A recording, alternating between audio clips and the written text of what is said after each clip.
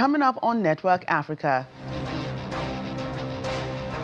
Sudan paramilitary groups escalate attacks on key city of Port Sudan for the third consecutive day.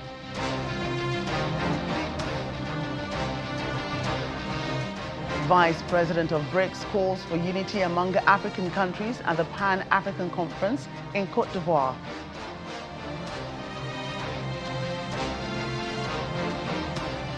Plus, UNICEF, UN Children's Agency UNICEF says Nigeria has the highest number of malnourished children in Africa. That's the second highest in the world.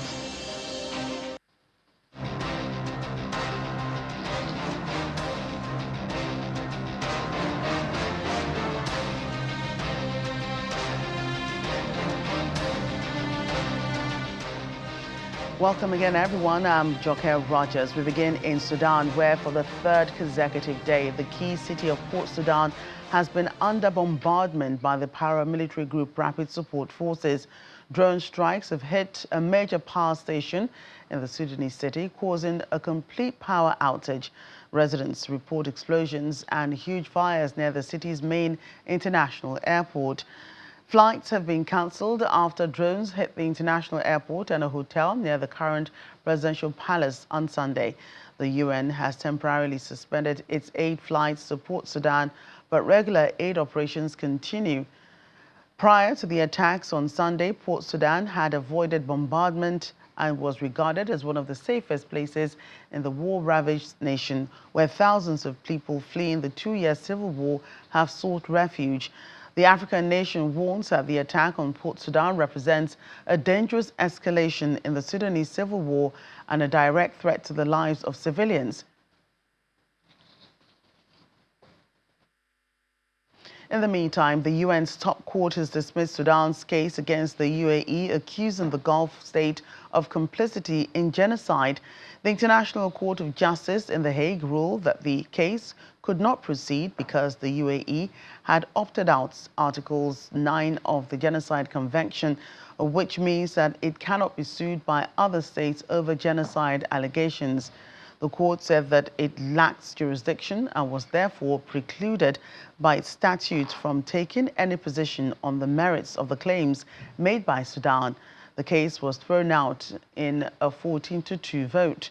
Sudan alleged that the UAE supported the paramilitary Rapid Support Forces in the Sudanese civil war, in which tens of thousands of people have died, forced millions from their homes and left many facing famine.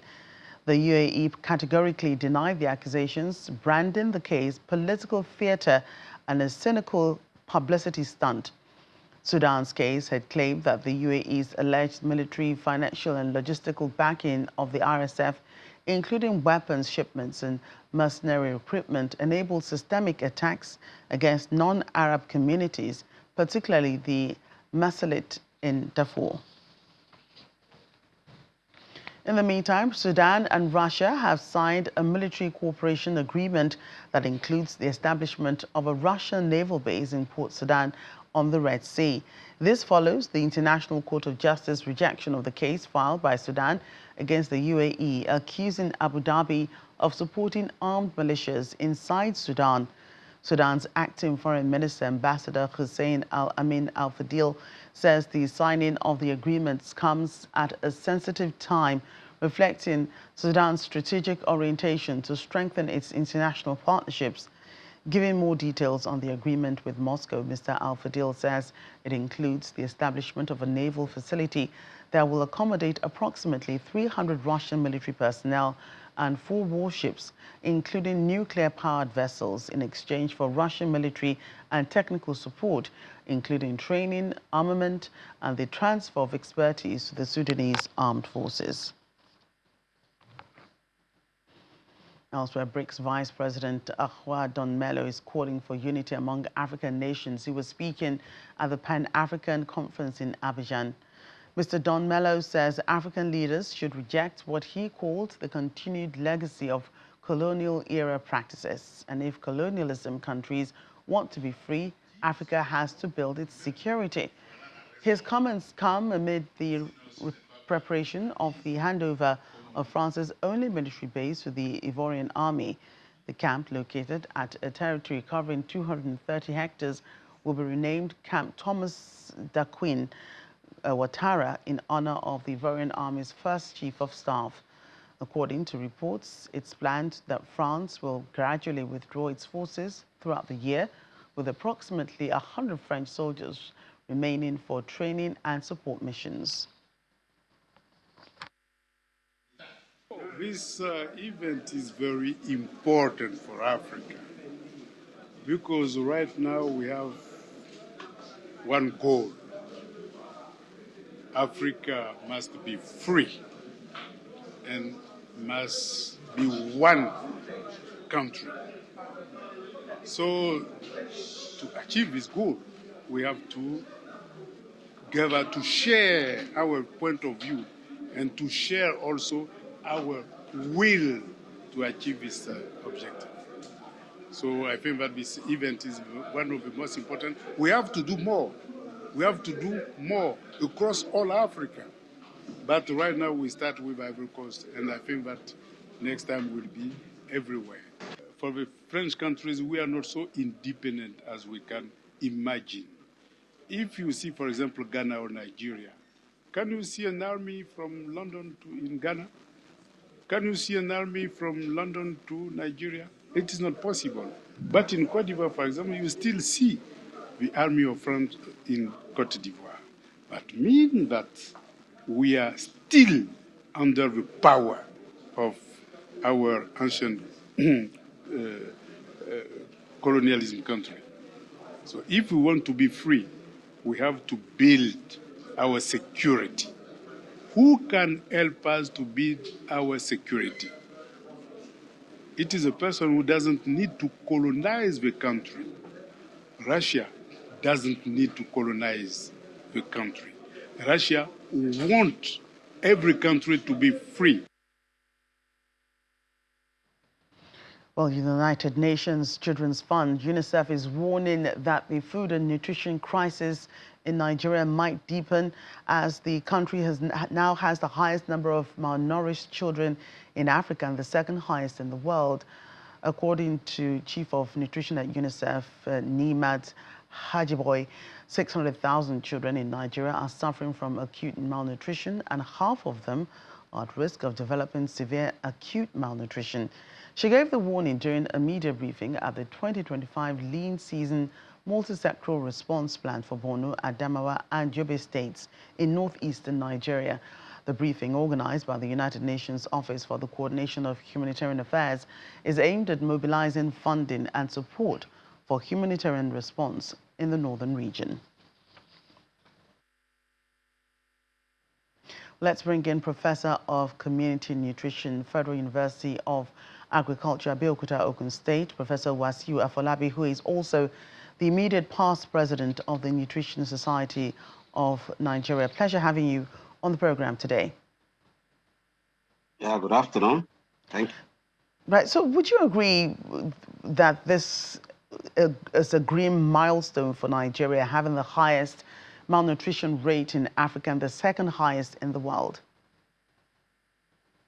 Well, thank you very much. That statistics or statement is not new.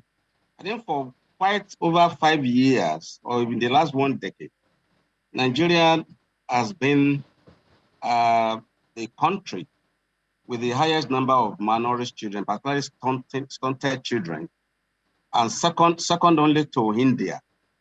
You know, in the global burden of malnutrition. And this is very, very sad, you know, for a country that has all the resources, both human and material resources that Nigeria has. I mean, we don't have business having this kind of, statistics. That is a burden for the whole of Africa and then globally. It's really very sad, you know, that it is this kind of negative news that we get to hear about our country, particularly with regard to malnutrition that affects both children and women alike. Right, and for these three states, Borno, Adamawa and Yobe, all in the Northeast. What are the primary factors contributing to the high rates of malnutrition among children in Nigeria? Well, yeah, thank you very much. Those states that you mentioned are the hotspot states in the country. And the driving factors have been, the issue of banditry, issues around climate change, issues around insecurity, farmers herders clash all over the place that has driven people out of their home. If you look at it, I think in the past 5 to 10 years now, Nigeria has faced a lot of, banditry and insecurity around those northern states. And this has affected people's livelihood, the ability to farm, to produce their own food, to earn a livelihood, and it has also led to emergency situation where people have to be displaced from their ancestral homes, where they grow their crops and nurture their children. So this is really a problem, and it has actually affected, the production and the productivity of the people, and when this happens, women and children will be the worst hit. And that is why we have this kind of a problem. Bedeviling those hotspot states that you mentioned. The classical signs of malnutrition that were described during the Civil War they are rearing their heads. In fact, they have reared their heads, and the number of children that are suffering from severe acute malnutrition is increasing on a daily basis in those states, and it calls for a serious concern. Right, and in addressing this food-related problem, are there effective strategies in ending malnutrition that we're not looking at, or we're just not there yet? Well, there are low-cost, high-effective strategies for addressing this malnutrition. The essential nutrition actions, which includes breastfeeding practices, particularly exclusive breastfeeding in the first 6 months of life, followed by appropriate complementary feeding and the continued feeding, as well as micronutrient supplementation for both mothers and children, are very, very key, and they are very, very important. Interestingly, in the first 1,000 days of life of a child, that is from conception until the child's second birthday, nutritional insults suffered by children at that period can never be regained. And so it is very important that we direct our efforts, towards, implementing strategies that will ensure the safety of mothers when they are pregnant, as well as the nutrition of the unborn child, until when the child is delivered and the child is 2 years. These are the areas where we need to, concentrate our effort on. Interestingly, it's not as if government is not doing anything. Government has been funding, nutrition services across health facilities, particularly primary healthcare facilities, but the coverage has been very low. And interestingly, those who also don't have the opportunity of coming to health facilities will be left out unless we have community outreaches, where some of these services can be taken to the people in situ, in their locations. I mean, if this is done, these strategies, these nutrition services are proven. There are evidences that they will work and they reverse the malnutrition among children. For example, children that have severe acute malnutrition need to be given treatment, particularly through the use of ready-to-eat therapeutic foods, which are also sometimes not available and does not reach those who require them. So these are the problems. There are strategies that can work if they are well delivered. Right, and what are those key nutrients that are often missing from a child that's malnourished? Well, most importantly, a child that is malnourished is suffering from inadequate calories as well as protein, which are very, very important. Then apart from these macronutrients, we also have micronutrients, particularly iron, folic acid, zinc. These are very, very important. And of course, calcium. These are very, very important for the growth of the child. And once malnutrition sets in, it's not just only one nutrient that will be affected, because there are interactions between all these nutrients. And so when one is affected, inadvertently is also going to affect the other. So these are all the macronutrients, particularly, adequate calorie, protein, and fat, as well as micronutrients such as iron, zinc, iodine, and folic acid, are all very, very important and key, as well as calcium. So once these are deficient, then the child will not thrive, the child will not grow, and the child may also not survive if care is not taken. Right. I must thank you for joining us on the program today. I've been speaking to Professor of Community Nutrition, Federal University of Agriculture, Abeokuta, Professor Wasiu Afolabi, who is also the immediate past president of the Nutrition Society of Nigeria. Pleasure having you again on the program. My pleasure. Thank you very much. And still to come.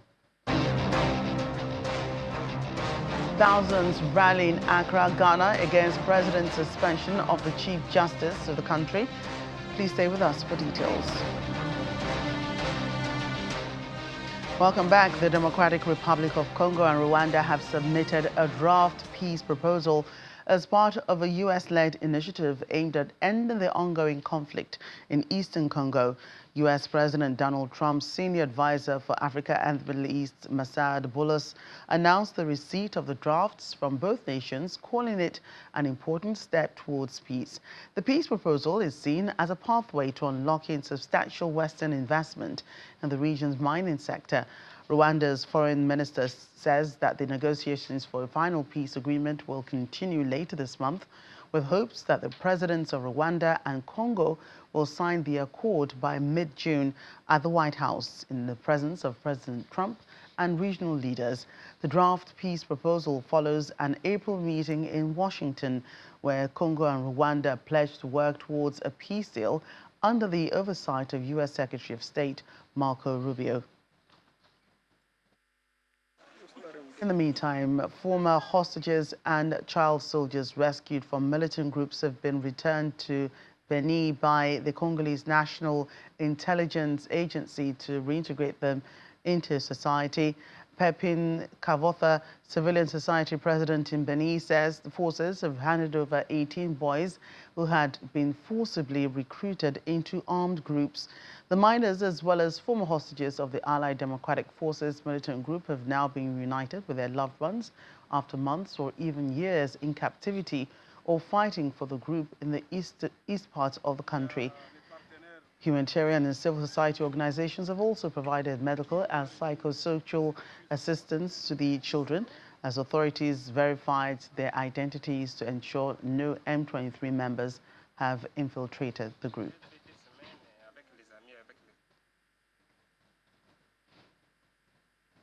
South African Reserve Bank Governor Lesetja Kyanyago says a secure digital consumer identity is key to reducing fraud and strengthening the resilience of the financial system.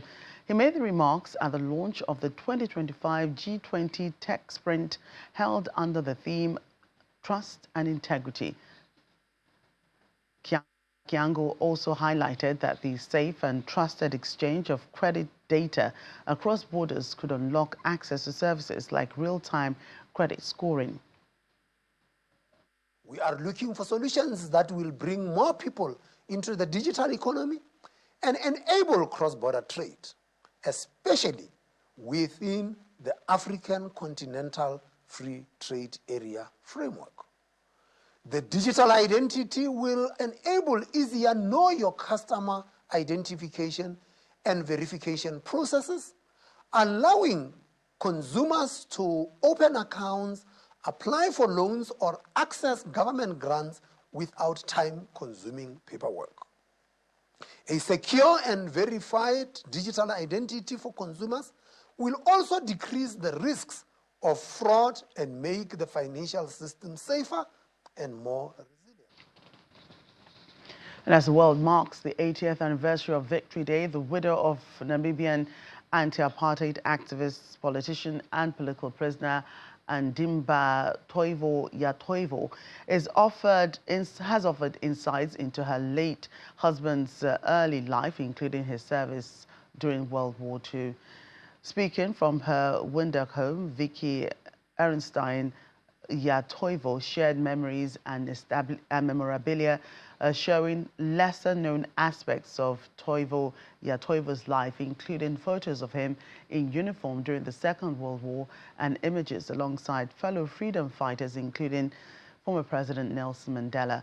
Toivo Yatoivo was just 17 years old when he was recruited by the South African administration to support the war effort. The initial sense of adventure was quickly shattered by a traumatic incident while being transported with other recruits. Toivo Yatoivo witnessed a brutal beating of a young black man by 4 white men. Though the recruits had been told they would be deployed to Europe, that promise was never fulfilled. It may not be well known, even in Namibia, that Namibians fought or were part of the military in World War II. And certainly Andimba, who's was a very well-known person in Namibia, I'm not sure that everyone even knows that he was in World War II. The South African administration needed and wanted the services of black Namibians for the war efforts. Now, my husband was 17 years old at the time. It's really quite amazing. And I think for them, they had no idea what this was, what war was, what it was to be in the army, but it was an adventure. As Andimba said in his notes, you know, South Africa was like London or Paris or Berlin. It was one of these big places. Anyway, they were given some medical tests and they were accepted. And then they sent them on a bus. Andimba didn't know why this was prompted, but he saw a black man a young black man who was on the bus taken off and beaten brutally by 4 white men. And this is the first time he had ever seen anything like this. And he actually said, you know, from then on he hated whites. Hundreds of opposition protesters dressed in red and black have condemned a decision by Ghana's president to suspend the country's Chief Justice and are demanding that she be reinstated with immediate effect. They accuse President John Mahama of violating the constitution by failing to follow due process and say that he is interfering in the independence of the judiciary. Gertrude Tokonu was removed from her post last week, pending investigations into her conduct. The first time a Chief Justice has been suspended in Ghana's history. Action was taken after the president said that 3 people had sent petitions to him containing undisclosed allegations against the Chief Justice. Monday's demonstration in Accra was led by the main opposition New Patriotic Party, who were in power when the Chief Justice was appointed by then-President Nana Akufo-Addo 2 years ago.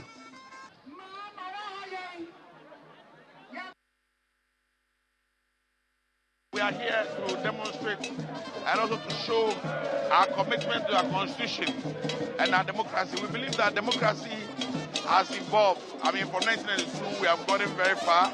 This is not a time to denigrate our own democracy. That is what this government is poised to do. The government wants to create problems. The government wants to create disaffection. The government wants to create tension in the system. That's how come they have decided to suspend the Chief Justice, which was done under a very, very unnecessary arrangement.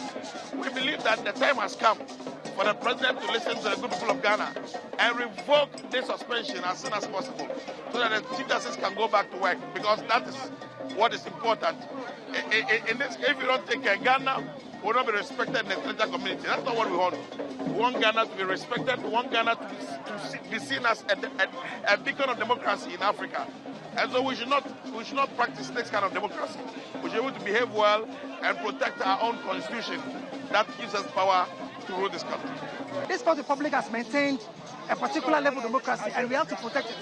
The point is that every president needs to go by the rule of law. Nobody can be allowed to change the constitution. So the president of Ghana at the moment, who is His Excellency John Mahama, cannot be a judge for himself and a prosecutor. The point is that if there's any case that needs to be handled, it needs to go through the due process. If you attack Supreme Court, it means that there's no country. And as a people, we cannot sit aloof and watch one person to destroy the whole country. It is not possible. Save the judiciary. It is all we have. The judiciary in Ghana is all we have. It is our only source of protection. So if you allow Muhammad to destroy it, then we are doomed. It means that I have no future, you have no future. It is why we are doing this in a very peaceful, democratic manner. We have to protect our democracy. We have to save the judiciary. Nobody can touch the judiciary. Nobody. We won't allow it. If it takes 1 month to be here, we'll be here. We are young men, we are ready. We can stay for until John Mahama becomes a law-abiding president. We are here. We are going nowhere. That's Network Africa today. Thank you for watching. I'm Joke Rogers.